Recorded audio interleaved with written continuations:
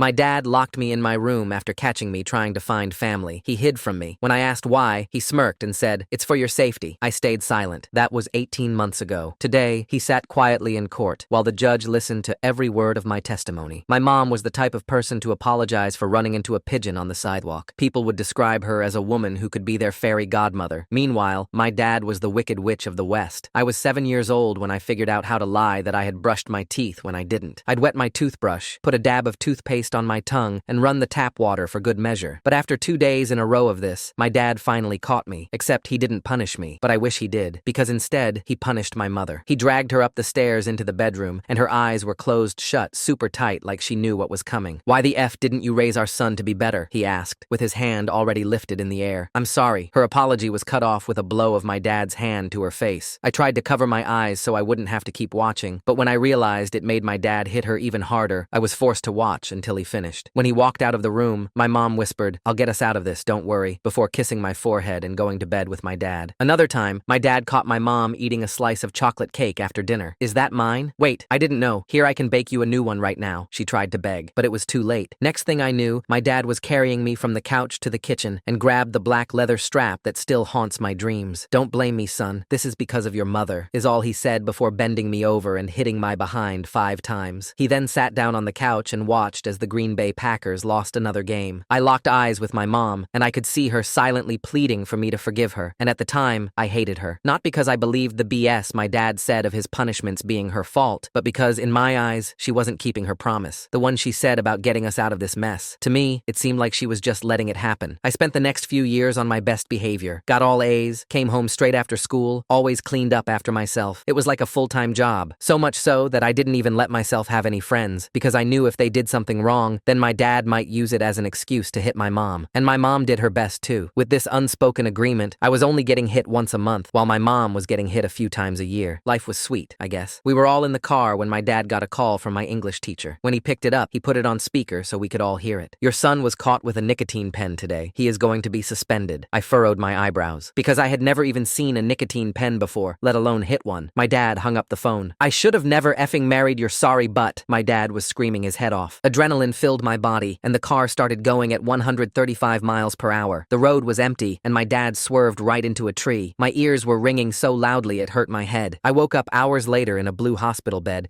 to the sound of CNN playing on the TV. The nurses surrounded me, but they didn't seem worried, just pitiful. Turns out, my mom didn't make it, because even though the airbag was activated, her body was so small and skinny that it ended up crushing her spine and unaliving her. But I didn't even have time to grieve, because that's when my fat butt dad strolled in, perfectly intact, with a huge smile on his face. "How's my boy doing?" he yelled, slapping his hand across my back a little too hard. I tensed up really hard. "So funny story, son. Your teacher just called and told me that you weren't the one caught with the pen. They had gotten you mixed up with another student." I stared at him blankly. That's when the nurse told him he had to leave because there were a few tests they had to run. As soon as the curtain closed, the nurse bent down super close to my ear. "Were you that woman's son?" she asked, voice shaking. I nodded, and her face turned ghost white. "Are you sure?" I nodded again. She asked me how old I thought my mom was. "Like 35? I answered, my head still hazy from the painkillers. "Your mother is 24, she answered. My jaw dropped so wide I thought my bone was about to crack, because my dad was 40, and well, you do the math. Suddenly it all made sense. Why my mom never got us out of the mess. Why I had never met any other family members. I wanted my dad dead. They discharged me from the hospital 2 days later. I went back to a house that looked exactly the same, but everything felt different now. The couch was still brown. The TV was still too loud, but mom's slippers weren't by the door anymore. Her coffee mug wasn't on the counter. The kitchen still smelled faintly of the vanilla extract she used in everything. Everything that made this place feel like home was gone. My dad started acting weird right away. He made pancakes the first morning, chocolate chip ones. He never cooked before. They were burnt on the bottom and raw in the middle, but he stood there watching me eat every bite. He bought me 3 new video games and a PlayStation controller. He kept talking about starting over and how we were going to be okay, just us men. His smile never reached his eyes. I nodded along because what else could I do? I was 14 and had nowhere to go. I started writing everything down in a notebook I hid under my mattress. Every date, every quote, every time he raised his voice. I don't know why I started doing it. Maybe because I needed proof that this was all real, that I wasn't going crazy. The pages filled up faster than I expected. One night I was pretending to sleep on the couch when I heard him on the phone. He was in the kitchen talking low, but I could still hear him. He said something about papers and how she was never supposed to find out. My heart started racing. After he went to bed, I snuck into his office. The floorboards creaked under my feet, each sound making me freeze freeze in terror. There was this drawer with a lock on it. I remembered seeing Mom use a bobby pin once to open my diary when I lost the key. It took me 20 minutes, but I got it open. Inside were old papers, school transcripts from some state 3 hours away, a birth certificate with a different name for my mom, and this old journal page with an address written on the back. My hands were shaking so bad I almost dropped everything. I took pictures with my phone and put everything back exactly how I found it. The next day, I told my dad I was sick and couldn't go to school. He barely looked at me, just grunted, and left for work. As soon as his car was gone, I looked up bus routes to that address. It took 3 buses and 4 hours, but I made it. The house was small and run down, paint peeling off the sides, weeds everywhere. I knocked, and this woman answered, maybe mid-40s. She took one look at me and gasped. Her hand flew to her mouth and she started shaking. She asked who I was, but I think she already knew. I told her my name and that my mom just died. She broke down crying right there in the doorway. She pulled me inside and made me sit down. Her hands were still shaking when she poured me water. She told me she was my mom's older sister. I had an aunt this whole time and never knew. She said my mom got pregnant at 14. My dad was her teacher. He took her out of school and they disappeared. The family tried to find them, but my dad was good at covering tracks. They filed missing person reports, but nothing came of it. I begged her to help me, to let me stay with her, to call the police, to do something, but she just shook her head. She said if my dad found out she was alive, he'd come after her too. She gave me $40 for the bus and told me to be careful. That was it. My own aunt was too scared to help me. On the bus ride back, I noticed this kid from school, Vincent. He was 2 seats behind me trying to act like he wasn't watching. We'd never really talked before, so it was weird seeing him there. I got off 2 stops early and walked the rest of the way home. Sure enough, I saw him get off at my regular stop and look around confused. I started paying more attention to Vincent after that. He was always around, at the water fountain when I got drinks, pretending to tie his shoe or check his phone. Outside the bathroom when I came out, suddenly very interested in the bulletin board that hadn't changed all year. Even at the grocery store when my dad sent me to buy milk, browsing the cereal aisle like a kid who'd never seen Lucky Charms before. It was too much to be coincidence. One day I confronted him in the hallway. The late afternoon sun was streaming through the windows, making everything look golden and safe, which felt like a lie. Asked him straight up why he was following me. He turned red, his acne-scarred cheeks flushing darker, and stammered something about just wanting to be friends. His voice cracked on the word friends, like he was still going through puberty. I didn't buy it, but I played along. Started sitting with him at lunch, watching him pick at his sandwich with nervous fingers, helping him with math homework, which he was genuinely terrible at, acting like we were buddies while my skin crawled with the knowledge that he was reporting everything back to my dad. It didn't take long to figure out what was going on. Vincent let it slip that my dad had been giving him rides home, buying him stuff, new sneakers, a phone case, even paid for his lunch sometimes. All Vincent had to do was keep an eye on me and report back. My own dad was using a 15-year-old to spy on me. The kid was desperate for approval, for someone to notice him, and my dad had zeroed in on that weakness like a predator sensing prey. I kept hanging out with Vincent, though. Better to know who was watching than not. Plus, I had an idea forming. If my dad wanted information, I could control what he got. I started feeding Vincent harmless details, complained about teachers, talked about video games I didn't actually play, made up stories about crushes on girls in my class, watched his eager face as he memorized every word to report back. I started recording everything on my phone, not obvious stuff, just leaving it on record in my pocket when my dad was around. The quality wasn't great, muffled and scratchy, but you could make out the words. Got him talking about mom sometimes, asked innocent questions about how they met, where she grew up, what her favorite food was. He'd get this look in his eyes, distant and possessive, and change the subject. But sometimes he'd slip up, say things like she was too young to understand, or that he saved her from a bad situation. Once he said she would have ended up on the streets without him, then caught himself and glared at me like I'd tricked him. The recordings were hard to listen to later. His voice made my skin crawl. The way he'd say, "your mother," like he owned the words, owned her memory. But I kept doing it, building up evidence. For what? I didn't know yet. I just knew I needed it. Each recording was another brick in a wall I was building between us. My dad was getting weirder. He'd stand in my doorway at night just watching me sleep. I'd pretend I didn't notice, but it was terrifying. I could hear his breathing, heavy and deliberate, could smell the beer and cigarettes on him. Sometimes he'd stand there for 10 minutes, 20, just watching. I'd lie perfectly still, counting my breaths, waiting for him to leave. He started going through my stuff when I was at school. I could tell because things would be slightly moved, my books rearranged, my clothes refolded differently, my desk drawer not quite closed all the way. I started leaving traps, a hair across my closet door, pencil shavings arranged just so on my desk. They were always disturbed when I got home. My notebook was safe though. I'd started keeping it in my locker, wrapped in an old gym shirt so it looked like forgotten PE clothes. One day I came home and he was in my room, just sitting on my bed, hands folded in his lap like he was waiting for a job interview. The afternoon light made his face look waxy and unreal. He asked me about the bus ride, where I went, who I talked to. His voice was calm, but his knuckles were white. I lied and said I went to the mall with some kids from school, gave him names of people I barely knew. He nodded, but I could tell he didn't believe me. His jaw twitched the way it did when he was holding back rage. That night, he put a a lock on the outside of my door, a heavy padlock from the hardware store. Said it was for my safety, to keep intruders out. We both knew the only intruder he was worried about was me trying to leave. I texted Vincent that night from the old iPod I'd hidden in my mattress. Told him I was feeling really sick, like throwing up sick. Asked if he could come over and help me with homework. He said yes right away. Probably thought it would score him points with my dad. I could practically see him rushing to get ready, eager to please. While Vincent was in my room, awkwardly explaining algebra I already understood, I grabbed his phone. He'd left it on my desk while he went to the bathroom. His password was his birthday. I'd watched him type it a dozen times. I opened his messages and sent one to my dad. Made it look like Vincent was snitching on me. Said I'd been talking about running away, that I'd stolen money from my dad's wallet, that I'd been asking about bus schedules to other cities. None of it was true, but my dad wouldn't know that. He'd just see betrayal, deception, his worst fears confirmed. 20 minutes later, my dad burst through the door. His face was purple with rage, veins standing out on his forehead like worms under his skin. He had the leather strap in his hand, the one with the metal buckle that left marks for weeks. Vincent went white and started stammering, his words tumbling over each other as he tried to explain. I just sat there calm as could be, my math textbook still open in front of me. Let my dad raise his hand. The strap whistled through the air. Then I looked him straight in the eye and told him to go ahead. Told him I'd been recording everything, that copies were already sent to people who'd care. Something in my face must have scared him. Maybe he saw Mom in that moment, the way she'd looked at the end. He lowered his hand slowly, the strap dropping to his side like a dead snake. Told Vincent to get out. The kid practically ran, leaving his backpack behind. Then my dad left too. Slammed the door so hard the walls shook and my pencil cup fell over. But he didn't hit me. That was new. That was power shifting. The next morning I woke up early, before the sun was fully up. The house was quiet in that heavy way that meant my dad had hammered himself unconscious. I took down every picture of Mom in the house. There weren't many. He'd destroyed most of them over the years in various rages. But I grabbed them all. Her high school photo from the fake documents. The wedding picture where she looked like a dressed-up child. One from the hospital after I was born where her eyes were already empty. Put them in an envelope with copies of the documents I'd found. Added a USB drive with some of the recordings. Mailed it to my aunt with a note written in my neatest handwriting. Told her about the recordings, about what my dad did, about the locks and the watching and the way he talked about Mom like she was property. Begged her one more time to help. Said I was scared. Said I needed family. Said please. My dad noticed the missing pictures right away. He tore through the house looking for them, throwing cushions off the couch, emptying drawers onto the floor, accused me of trying to erase her, of being ungrateful, of being just like her, always taking things that weren't mine. I just shrugged and went to school, stepping over the mess he'd made. When I got home that afternoon, he was hammered. Empty beer cans covered the coffee table like aluminum tombstones. The TV was on but muted, casting flickering shadows on his face. He started getting paranoid after that, thought I was plotting against him. He wasn't wrong, but he didn't have proof. He took my phone, smashed it with a hammer in front of me, ripped the Wi-Fi router out of the wall, the plastic cracking as he yanked it free, cut the cord on the house phone with kitchen scissors, leaving the frayed ends hanging like nerve endings. But I'd already backed up everything to my friend Harold's email. Harold's dad was a lawyer, not a fancy one, just did divorces and custody battles and stuff. But Harold said he might be able to help, said his dad had seen cases like this before. Things got bad fast. My dad stopped going to work, just sat around drinking and muttering to himself. He'd rant about my mom for hours, how she tricked him, how she pretended to love him, how I was just like her, always lying, always sneaking around, always planning to leave. The house started to smell like unwashed clothes and rotting food. Dishes piled up until we ran out of clean ones. Trash overflowed from the cans. Flies buzzed around the kitchen. I started eating at school, stealing extra food when I could, hiding granola bars in my backpack. One night he lost it completely, started throwing things, broke the mirror in the hallway. 7 years of bad luck raining down in silver shards. Threw a bottle at my head but missed. Glass shattered against the wall behind me. Beer foam sliding down the paint. I didn't even flinch, just stared at him with Mom's eyes. That made him madder. He screamed that I was possessed, that she was inside me, that he should have known. He came at me with his fists raised. I could see his knuckles, scarred from years of punching walls. I stepped aside, and he stumbled into the wall, his shoulder hitting hard enough to dent the drywall. He was too hammered to fight properly, too unsteady, too slow. I walked to my room and started packing, took my time, folded everything neat like Mom used to do, put my clothes in the suitcase she'd hidden in the closet years ago. He stood in the doorway watching, swaying slightly, didn't say anything, didn't try to stop me. Maybe he was tired too. Maybe he finally understood that this was over. I walked out with my backpack and one suitcase. He was still standing there, one hand braced against the doorframe. I didn't look back. Went straight to Harold's house 6 blocks away. The wheels on the suitcase clicked against every crack in the sidewalk. His parents let me stay the night. His mom made up the couch with sheets that smelled like fabric softener. His dad asked a lot of questions, gentle but thorough, like he was taking a deposition. I showed him some of the recordings. His face got real serious. He excused himself to make some phone calls. The next day, Harold's dad drove me to my aunt's house. She lived in a small apartment on the other side of town, the kind with thin thin walls and noisy neighbors. She answered the door looking tired, wearing the same robe I remembered from years ago. Said she'd gotten my letter, that she'd been thinking, that she'd been scared but couldn't stop thinking about Mom. She let us in, and we talked for hours. Her coffee table was covered with the documents I'd sent. Harold's dad explained about custody laws in his calm lawyer voice, about how my dad had probably forged documents, about how we could file paperwork without involving police if that's what we wanted, about options and timelines and legal strategies. My aunt finally agreed to help, not because she was brave, because she was tired of being scared, tired of carrying the guilt. We started the paperwork that week. Nothing dramatic, just forms and filings, trying to get my mom's real name on record, trying to establish that my aunt was my family, trying to create a paper trail that led somewhere safe. My dad must have sensed something was happening. He started calling Harold's house, leaving messages that got increasingly unhinged, threatening to call the cops and say I was kidnapped, threatening to hurt himself, threatening to find us. Harold's dad said to let him. We had evidence. We had recordings. We had documents. Let him explain it all to the police. Let him try to make his version of reality stick when faced with facts. But my dad never called them. He was too smart for that, or too scared. Instead, he started showing up places. Outside my school, sitting in his truck with the engine running. At the grocery store when my aunt was shopping, pretending to read labels while watching her. Just watching. Just letting us know he was there. Making sure we knew he hadn't given up. I kept going to school. Kept getting good grades. Started seeing a counselor that Harold's dad recommended. She was nice, but I didn't tell her everything. Some things were too hard to say out loud. Some things felt like they'd become real if I spoke them. My aunt tried her best. She wasn't used to having a kid around. Her apartment was small and she worked long hours. But she made me lunch every day. Sometimes just peanut butter sandwiches, but always with a note. Asked about homework. Bought me new clothes when she noticed mine were getting too small. Normal stuff that felt weird because it was normal. The legal stuff moved slow. Forms got filed. Papers got signed. Court dates got scheduled and rescheduled. My aunt officially petitioned to be my guardian. My dad got served papers at the motel where he was staying. He'd lost the house by then. Stopped paying the mortgage after he stopped working. The bank foreclosed. Our neighbors said he left in the middle of the night, throwing garbage bags of stuff in his truck. He tried to fight it at first. Hired some cheap lawyer who smelled like cigarettes and polyester. But when they saw the evidence, they told him to give up. The recordings were damning. The forged documents were obvious once you looked closely. The birth certificate with my mom's fake name fell apart under scrutiny. His lawyer stopped returning his calls. My aunt got a call one day from the hospital. My dad had a heart attack. Survived, but barely. They needed next of kin for paperwork. She went because I couldn't. Because I was afraid of what I might do or say if I saw him weak and helpless. Found out he'd been living rough, drinking too much, not taking his medication, not eating regular meals. The doctor said his heart was damaged, that he'd need to make major changes if he wanted to survive. When they cleaned out his motel room, they found a will, handwritten on motel stationery, leaving everything to his only love. No name, just that phrase. My aunt brought it to me, holding it like it might explode. Asked what I wanted to do with it. I burned it in the sink, watched the edges curl and turn black, watched his words become ash, felt nothing, or felt everything but couldn't separate one feeling from another. The guardianship went through eventually. No big court battle, no dramatic scenes, just paperwork and waiting and more paperwork. My aunt became my legal guardian on a Tuesday afternoon in a small courtroom that smelled like old coffee. I stayed in school, started making friends, real ones this time, people who didn't report back to anyone. Even dated someone briefly, though that felt weird and new, and I wasn't very good at it. I saw my dad one more time. It was months later, winter turning to spring. I was walking past this rundown motel on the edge of town and saw him through a window. The curtains were partly open, and he was pacing back and forth, talking to someone who wasn't there, his hands moving like he was explaining something important. He looked small, old, broken. His hair was completely gray. His clothes hung loose on a frame that used to be powerful. I stood there for a minute watching. Part of me wanted to go in, to yell at him, to make him understand what he did, to demand answers about Mom, to hurt him the way he hurt us, but I didn't. I just walked away, not because I was scared, because I was done. He had no power over me anymore. He was just a sad old man talking to ghosts in a cheap motel room. My aunt and I moved to a better neighborhood eventually. She got access to some old accounts that were in my mom's real name. Money my dad had hidden. Money Mom had probably never known existed. We didn't take it all, just enough to start over, to get a 2-bedroom apartment where I had my own space, to buy furniture that didn't smell like beer and sadness. The rest went to charity, some group that helps young mothers escape bad situations. It felt like what Mom would have wanted. I graduated high school with honors, got into a decent college with a partial scholarship. My aunt came to graduation, took too many pictures with her phone, cried when they called my name, embarrassed me by cheering too loud. Normal family stuff that still felt strange, but good strange, like wearing new shoes that actually fit. I still have the recordings, still have the notebook. Sometimes I think about throwing them away, but I don't. They're proof it all happened. Proof I survived. Proof I won. Proof that sometimes the monster doesn't win. Sometimes the kid gets out. Sometimes there's an after. People ask about my parents sometimes. I tell them my mom died when I was young, that my dad isn't in the picture. They usually don't push for more. If they do, do, I change the subject. Talk about classes or movies or anything else. Some stories don't need to be told to everyone. Some stories are mine to keep or share as I choose. My therapist says I'm doing well, processing things, moving forward, building healthy relationships. I believe her mostly. There are still bad days. Days when I hear a door slam and freeze. Days when I smell leather and feel sick. Days when I see a man standing too still and my heart races. But they're getting fewer, getting smaller, getting manageable. I'm in college now studying social work. Want to help kids like me. Kids who think they're trapped, who think no one will believe them, who need someone to show them the way out. My aunt says I'll be good at it, that I understand things other people don't, that I have empathy born from experience. She's probably right. I learned young how to read danger in a room, how to make myself small, how to survive, but I also learned how to fight back, how to be patient, how to win without throwing a punch, how to use the system that's supposed to protect kids to actually protect them. Sometimes I wonder what my mom would think, if she'd be proud, if she'd be sad about how it ended. I think she'd be both. I think she'd understand why I did what I did, why I had to save myself when she couldn't save us both, why I had to be stronger than she could be. I think she'd be glad I got out. I keep one picture of her, the one from her real documents. She looks so young, younger than I am now. Just a kid, really. A kid who got trapped by a monster. A kid who did her best with an impossible situation. A kid who loved me enough to try to hide the worst of it, even when she couldn't hide enough. I don't hate her anymore. Haven't for a long time. She was a victim, too. Maybe more than me because she never got out, never got to see that there was another way, never got to be anything more than what he made her, never got to know her real name mattered, never got to reclaim herself. But I got out. I won. Not with violence or drama, with patience and planning and help from people who cared, with paperwork and persistence, with the simple act of walking away when I was finally able to, with choosing to build instead of destroy. That's the real victory. Not that he lost everything, not that he ended up alone and broken, but that I didn't, that I built a life, that I found family, that I became more than what he tried to make me, that I chose to be better, to break the cycle, to end the story differently. The story could end there, but life doesn't really end. It just keeps going. I keep going. To class, to therapy, to family dinners with my aunt where we laugh about her terrible cooking and she tries new recipes that never quite work, to coffee with friends who don't know my whole story and don't need to